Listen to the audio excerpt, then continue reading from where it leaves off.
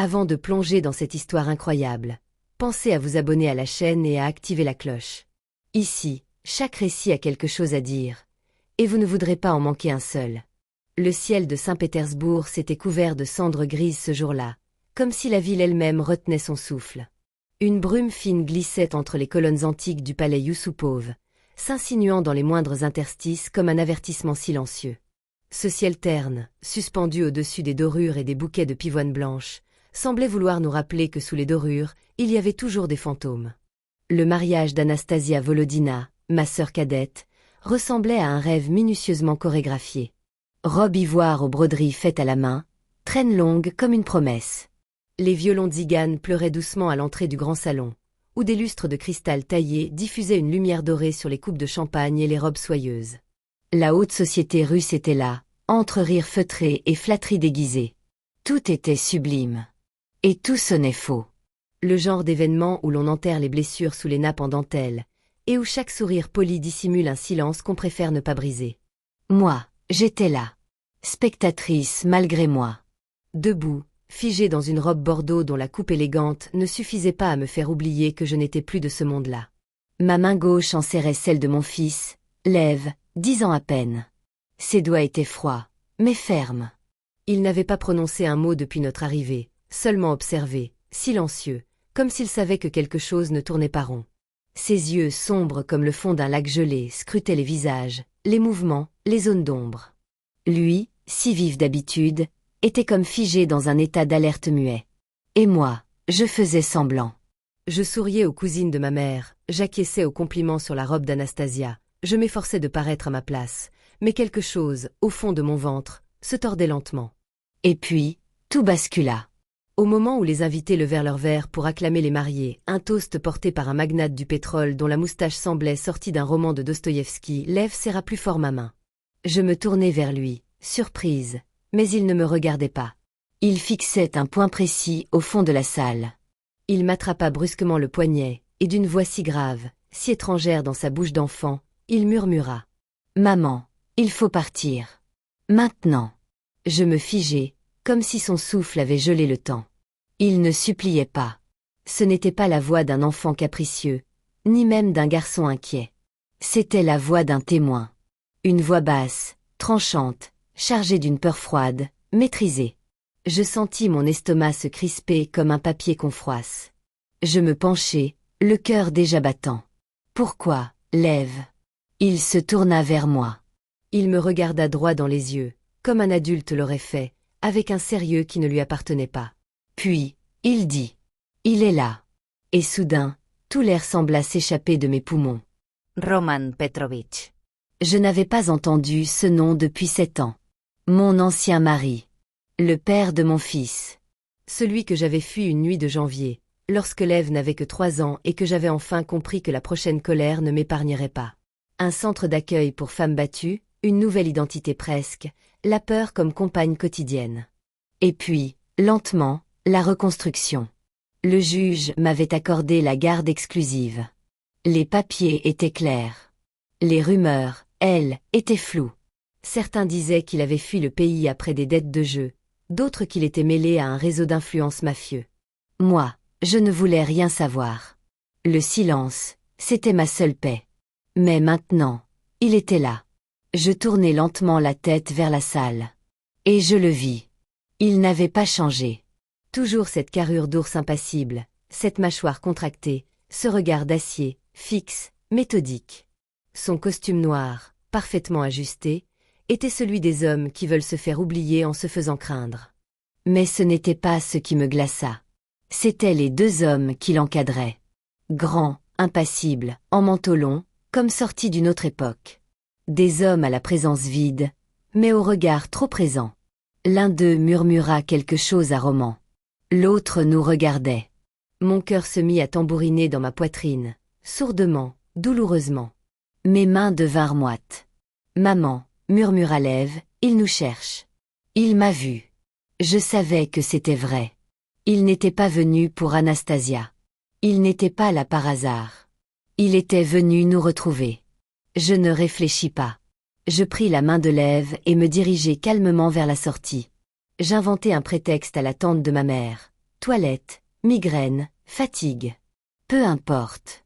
Chaque pas résonnait comme un tambour de guerre.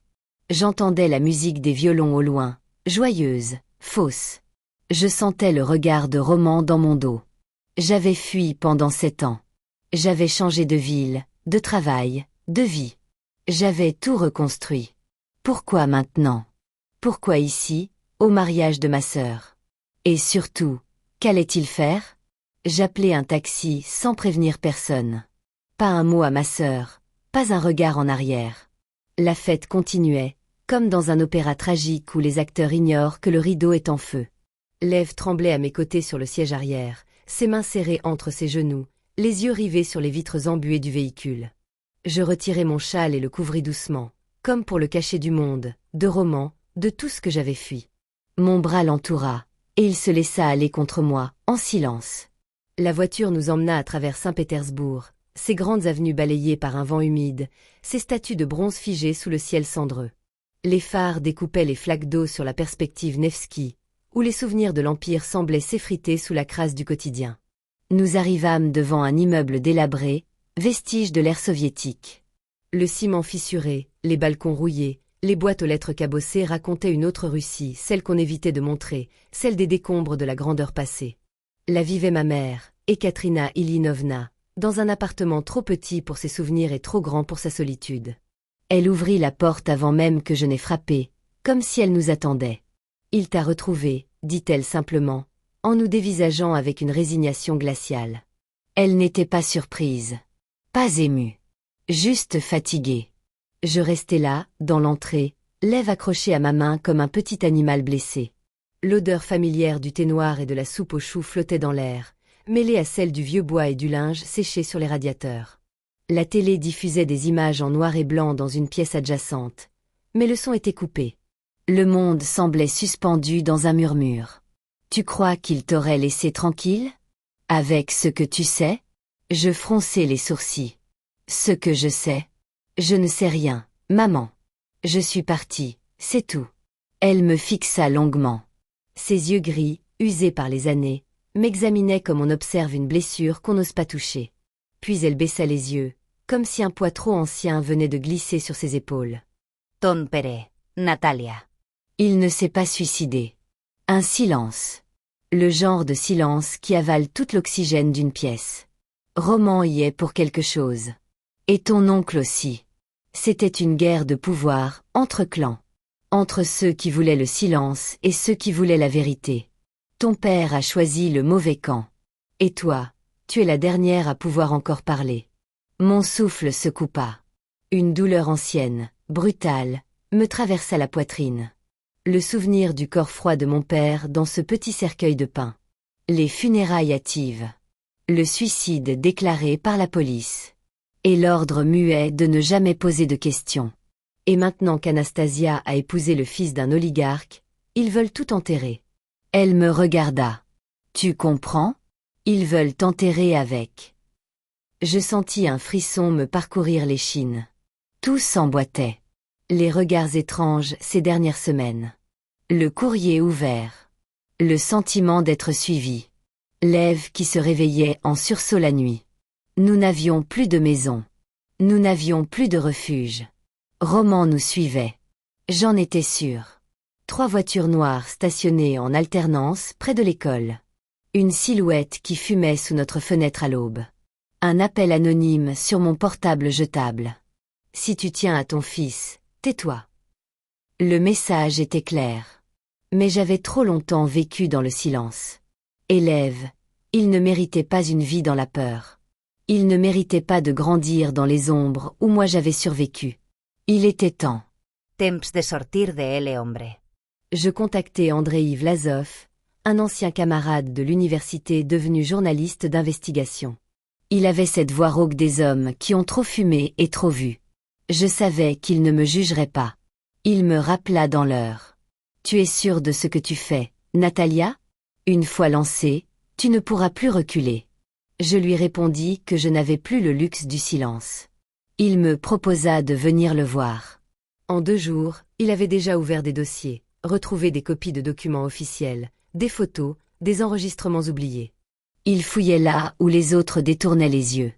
Mon père, Sergueï Volodine, n'était pas seulement un bureaucrate idéaliste. Il avait tenté de dénoncer un réseau de corruption mêlant des officiers du FSB, des industriels de l'armement, et Roman. il y avait laissé sa vie. Maintenant, il voulait m'effacer moi aussi. Mais j'avais Lev. Et cette fois, je ne me tairais pas. Un soir, sans bruit, sans bagage, Lev et moi fûmes discrètement extraits de notre appartement. 2 hommes en civil, envoyés par Andreï, frappèrent à notre porte avec un code convenu. Pas de mots inutiles. L'un d'eux tenait un vieux sac de sport, l'autre regardait nerveusement le couloir. L'Ebserramamain sans pose de question. Il avait compris. Nous montâmes à l'arrière d'une voiture banalisée, les vitres teintées, les phares coupés. Le moteur ronronna dans la nuit comme un animal en chasse. Saint-Pétersbourg s'effaçait derrière nous, sa lumière bleue noyée sous le brouillard et la peur. Le lieu sûr était une maison isolée près de Vybor, dans une forêt de pins noirs. Une femme âgée, silencieuse, nous accueillit avec du thé brûlant et une couverture en laine pour Lev. Nous restâmes là, dans un calme irréel, pendant que le monde, dehors, s'écroulait. Andreï avait tout publié. Les documents, les enregistrements, les transferts bancaires, les lettres confidentielles, tout avait été rendu public en une seule nuit. Le scandale éclata à l'échelle nationale, comme une grenade dégoupillée en plein Kremlin. Le nom de mon père fut réhabilité. Ce n'était plus le fonctionnaire suicidaire et faible, mais un lanceur d'alerte, un homme qui avait refusé de se taire devant la corruption d'État. Les journaux titraient en une. Réseau de corruption au sein du FSB, les révélations explosives de Natalia Volodina. Des visages tombèrent. Des têtes roulèrent. Plusieurs arrestations eurent lieu. Des généraux, des patrons de consortium, des magistrats compromis. Une omerta de 15 ans volait en éclats. Anastasia, ma sœur, dut fuir son mari, désormais visée par un mandat d'arrêt. Elle, si fière, si méprisante, se réfugia en Lettonie avec leur fille. Nous ne nous sommes plus reparlés depuis. Quant à Roman, il disparut une seconde fois, comme un serpent retournant dans les herbes. On dit qu'il aurait quitté la Russie pour Dubaï, où il se cacherait sous une fausse identité. D'autres prétendent qu'il a été éliminé par ceux qui l'avaient trahi. Une rumeur parle d'un cadavre retrouvé sans visage dans une villa abandonnée en Crimée. Une autre le place à Singapour, travaillant pour des fonds d'investissement opaques. Mais rien n'est jamais sûr, avec Roman. Parfois, la nuit, j'imagine sa voix au téléphone. Son regard froid dans mon dos. Et je me demande, est-il vraiment mort? Ou attend-il, quelque part, son heure? Lev a maintenant 17 ans. Il joue du violon au conservatoire Rimsky-Korsakov. Quand il ferme les yeux, je le vois encore, cet enfant aux yeux agrandis par la peur, ce petit garçon qui, cette nuit-là, au mariage d'Anastasia, m'a tiré par la manche et m'a dit, d'une voix tremblante mais déterminée. « Maman, il faut partir. Maintenant.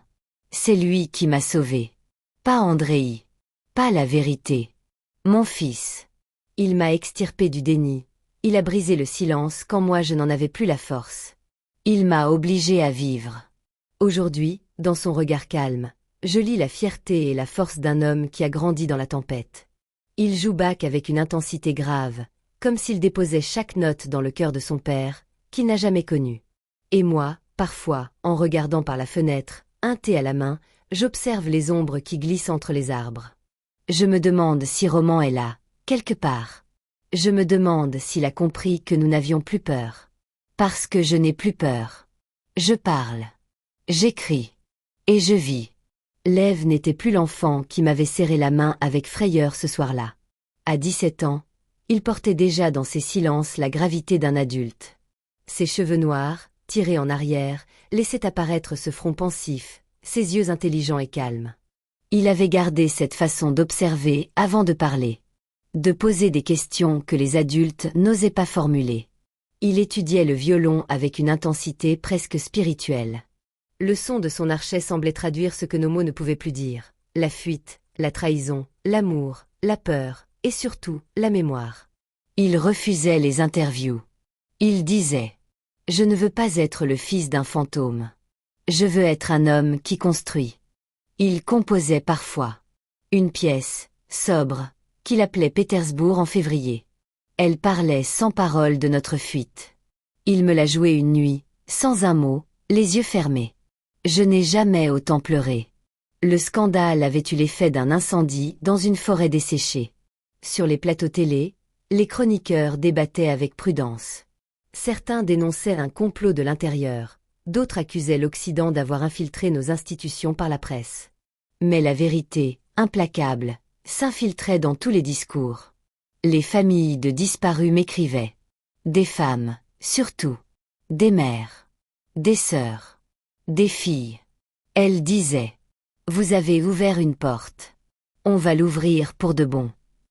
Des manifestations silencieuses eurent lieu devant les palais de justice.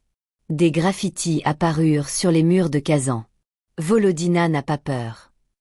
Je ne voulais pas être un symbole. Mais je l'étais devenu. Andreï, lui, vivait sous protection. Il avait perdu son poste à la chaîne nationale. Mais il disait, avec un sourire fatigué. On m'a ôté un bureau. Pas ma plume. Pas en chair. Pas en os. Mais dans une lettre. Arrivée sans timbre, sans signature. Glissée dans ma boîte aux lettres. Le papier était jauni, l'écriture penchée. Natalia. Tu m'as peut-être tué 2 fois. La première en partant, la seconde en parlant. Mais tu es restée vivante. Tu m'as privée de mon fils. Peut-être était-ce juste. Peut-être pas. Un jour, Lev saura tout. Il saura que je suis née dans la violence. Et que je ne savais pas aimer autrement. Ce que j'ai fait à ton père, je l'ai fait pour survivre. C'est lâche. Mais c'est réel. Si tu lis ceci, c'est que je suis déjà loin. Ne me cherche pas. N.M. Kranspas. Je suis devenue une ombre. Je t'ai haï. Et je t'ai aimé. Les deux avec la même intensité. Roman. Je suis restée debout longtemps, la lettre entre les doigts. Il y avait dans ces mots une forme de vérité. Pas de redemption. Pas d'excuse. Juste la mémoire d'un homme brisé. Je ne l'ai pas montré à Lev. Du moins, pas tout de suite. Mais un jour, je la lui tendrai. Quand il sera prêt. Quand il ne verra plus son père comme un monstre, mais comme un homme que la peur avait transformé en bourreau. Je vis dans un petit appartement près du golfe de Finlande. Le vent y est plus franc, plus libre. J'écris. Des articles. Des chroniques. Des lettres à des femmes qui ont, elles aussi, fui avec un enfant et une peur tatouée sous la peau. Je donne des conférences dans des universités que je n'osais même pas approcher, il y a 10 ans. Lev me rend visite tous les dimanches. Il m'apporte du pain noir et joue une mélodie nouvelle.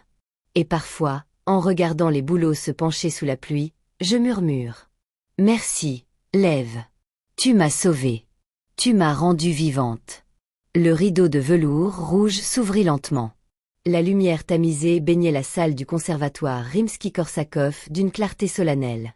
La scène était nue, sauf un violon posé sur un tabouret de bois clair. Et un pupitre. Lev entra. Son pas était lent, mais sûr. 17 ans. Un corps mince, droit, habité. Son costume noir semblait taillé dans le silence lui-même.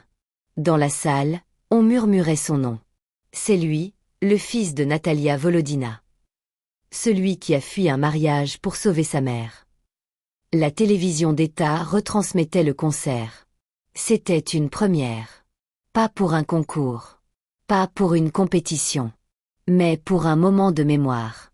Natalia était au premier rang, droite, émue, sans maquillage.